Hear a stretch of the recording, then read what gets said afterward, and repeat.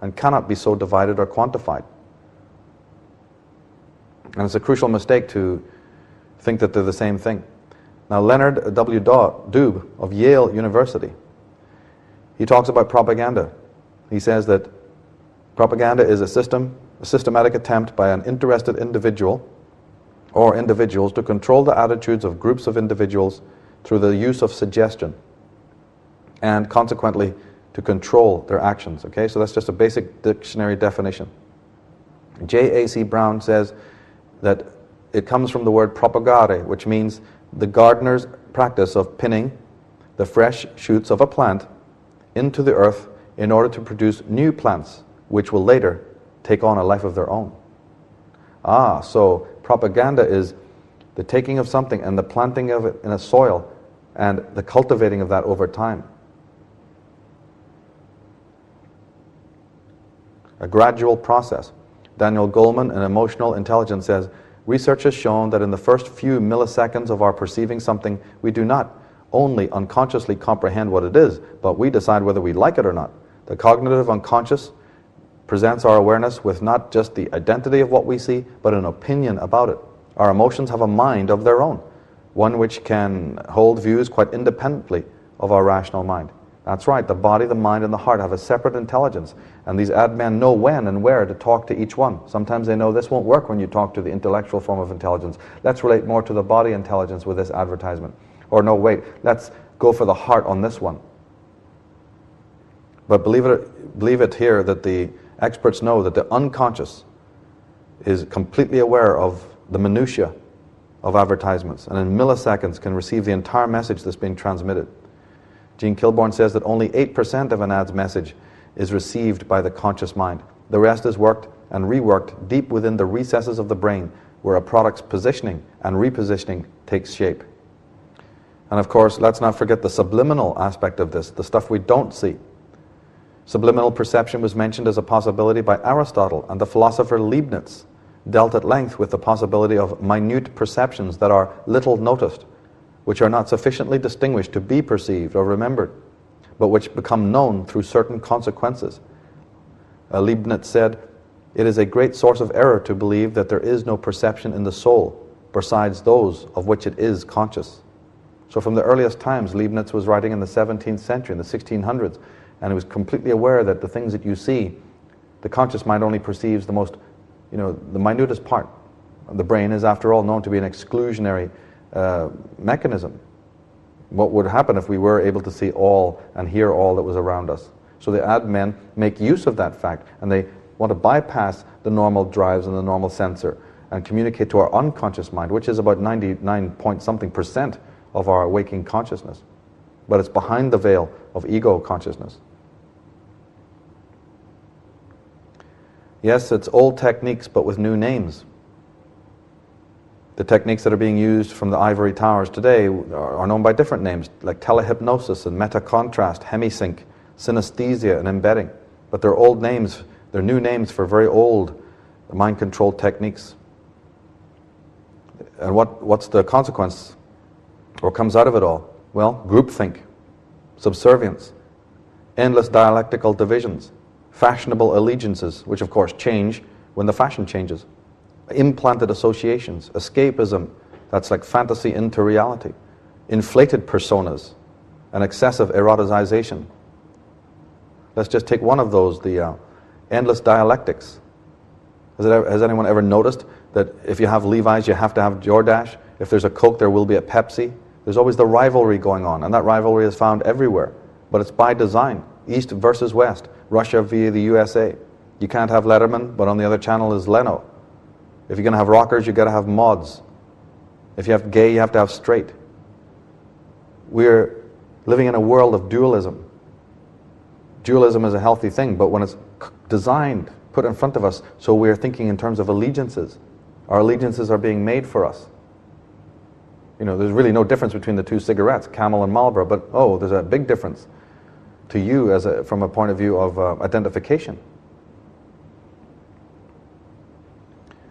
Among some of the techniques frequently used by advertisers is the substitution of names. Instead of communists, we'll have slang names like Reds, union bosses. We have the Huns in the First World War. Instead of saying Germans, you use the denigrating word Hun, or Yids for Jews. And instead of just drinking or consuming something, we're going to enjoy it. The advertisers are already telling us we're enjoying it before we've even enjoyed it. Another technique is selection, the deliberate selection of the points, the information and the content, which the corporate spin doctors and admins prefer, and the avoidance or elimination of that which they do not. Then we have blatant, all-out lying, concocting lies, posing as truths, and misrepresenting the words or true opinions of other people. Of course, we know we have repetition, mantra-like endless repetition of the meme, the slogan, the jingo, which ensure that it is insinuated by unthinking participators, keeping the world safe for democracy, the axis of evil, the one world or the new world order, repeated over and over again. Doesn't matter if we understand what they mean. That's not important. But we have to be able to have them instilled in our minds. Finally, the meaning will be coming later on. There's assertions that are involved, asserting things as true or actual without actual proof, without recourse to contradictory viewpoints or voices. People agree, for instance, that Zesta is the best. Okay, people agree. Have we been able to go out there and talk to them individually? No, we just accept it. Because the authority figure told us. Creation of the enemy. We saw in other programs in this series how that works on a political level. The great nemesis that makes everyone feel safe, grateful and conformist. The enemy must be an ism. We reduce the enemy, i.e. a fascist, a communist, or as liberalism. It's some ism or some ology or some ist. Some cover-all statement. There's an appeal to authority which is so successful, such as my doctor says, the experts agree, which insinuates that all the work is done, we have the absolute truth. One that is good for ourselves and therefore good for everyone. And then of course allegiance, loyalty, identification. The best brand image is the self-image, which enables the customer to project himself into the product so that what he actually buys is a projection of his own traits. Then there's the reward mechanism, very important. We treat ourselves for hard work and self-admiration, a basic drive of all normal mammals and humans. And that is also manipulated. J.A.C. Brown says that most ad men would claim that there is a genuine science of advertising psychology, comparable, for example, with industrial psychology. The first textbooks on the subject to arrive in Britain was written by Professor Walter Dill Scott, director of the Psychological Laboratory at the Northwestern University in Chicago. This appeared in 1909. It was not until the late 1930s that advertising discovered Freud, and little came of this discovery until the late 40s and early 50s. Erich Fromm says that in the cybernetic age, the individual becomes increasingly subject to manipulation. His work, his consumption, and his leisure are manipulated by advertisers, by ideologies, by what B.F. Skinner, the behavioral psychologist, calls positive reinforcements. The individual loses his active, responsible role in the social process. He becomes completely adjusted and learns that any behavior, act, thought, or feeling which does not fit into the general scheme puts him at a severe disadvantage. In fact, he is what he is supposed to be. What has happened in modern industrial society is that traditions and common values and genuine social personal ties with others have largely disappeared. The modern mass man is isolated and lonely even though he is part of a crowd. He has no convictions which he could share with others, only slogans and ideologies he gets from the communications media. Now, Erich Fromm says that Emil Durkheim, the great sociologist, called this phenomena anomie, and found that it was the main cause of suicide, which had been increasing with the growth of industrialization. He referred by anomie to the destruction of all traditional social bonds due to the fact that all truly collective organization had become secondary to the state and that all genuine social life had been annihilated. He believed that people living in the modern political state are a disorganized dust of individuals. Now, the idea of the ad men is to get us to objectify humans and personalize products. One of the ways that this is achieved is by creating allegiances and loyalties to various products. This is one of the main reasons why habits and addictions are hard to break. We may say it, but we don't really mean it when we say that a man is addicted to alcohol or to tobacco. What we really mean is that he's addicted to a particular brand of alcohol or tobacco. The man has transferred his loyalty to a brand, a loyalty that once should have been given to a human agency. And we do not like to be thought of as disloyal, do we? So the subliminally embedded message makes us believe that if we break an addiction, we are betraying a friend.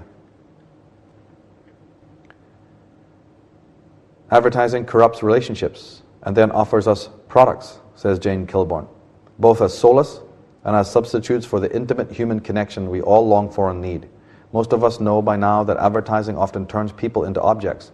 Women's bodies and men's bodies too these days are dismembered, packaged, and used to sell everything from chainsaws to chewing gum. And that's right, we don't want to break our allegiances because we are subliminally thinking that that's to betray a friend. But when you realize that's quite the reverse, then you can handle it, then you can do it. Because you're not breaking an allegiance to a friend, you're breaking an allegiance to a deadly enemy. That alone should make it easier.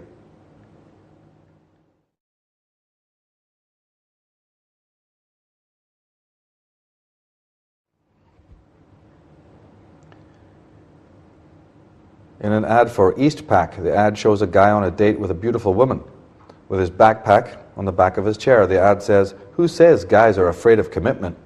He's had the same backpack for years." That's right, the woman's not important, but the backpack certainly is.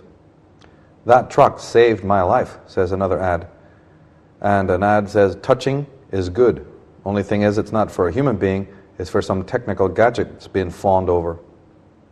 In an ad for sneakers, the caption is, "When was the last time you felt this comfortable in a relationship? Not with a human, but with your sneakers." "At least we can be faithful to our watches," says a watch advertisement. Another Eastpak ad says, the meme says, "Comes with a lifetime guarantee not to rip, tear, break, or ask for a ring." "It's not a family car, it's family," says a car advertisement. And in 17 magazine, there's an ad that says, "It's more than a magazine, it's her life." A Toyota advertisement says, "Makes a better impression than your last date."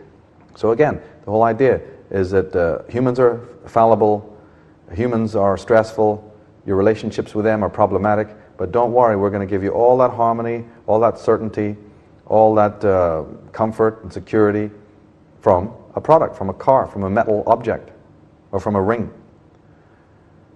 "Ready for a new relationship?" says a Burger King advertisement. "Hang on to your spirit," is a Southern Comfort advertisement. "Diamonds, a girl's best friend." And an MTV ad says, "Buy this 24-year-old and get his friends absolutely free." Now, Lewis H. Laplin, in Money and Class in America, says that no matter how effusive and our rhetoric to the contrary, most Americans cannot bring themselves to trust the unaffiliated individual. We prefer to repose our confidence in institutions, a brand name or a corporation, a bank. It's the figure of Babbitt or Cyrus Vance, not Clint Eastwood, who represents a triumph of the American dream. The man who goes along to get along, who knows the right people and belongs to the right clubs, whose every opinion seconds the nomination of the chairman, who submits easily and with a winning smile to what de Tocqueville called the tyranny of the masses. How many times have you seen us applauding for a product as if it's a human being? You mentioned Coca-Cola and everybody claps. Some statistics are recited and we all stand up and applaud and genuflect over a product. Not even, what are we thinking? But we're all thinking, this doesn't affect me, I'm normal, right? Well, turns out that extroverts are the easiest people to hypnotize. Right, because those who've got an internal life. It's what I've been saying a lot in this series. Those who are endowed with an interior life, who are what the philosopher and psychologist Arno Gruen said was inner-directed. They're actually the most difficult people to hypnotize. And yet, in society, should we meet such an introverted person, oh, they're strange, they're weird, can't get a handle on them. And we, in this world, very much reinforce the extrovert drives. And yet we find that hypnotists know that these are the most suggestible of all creatures walking the planet. Doesn't mean that you shouldn't be extrovert. Extroversion is very important. But realize that there's limitations to each particular modality of thought. What we're talking about here is balance. And you can only come to balance when we realize what forces are impinging and imposing and preventing us from coming to that kind of equilibrium and that status.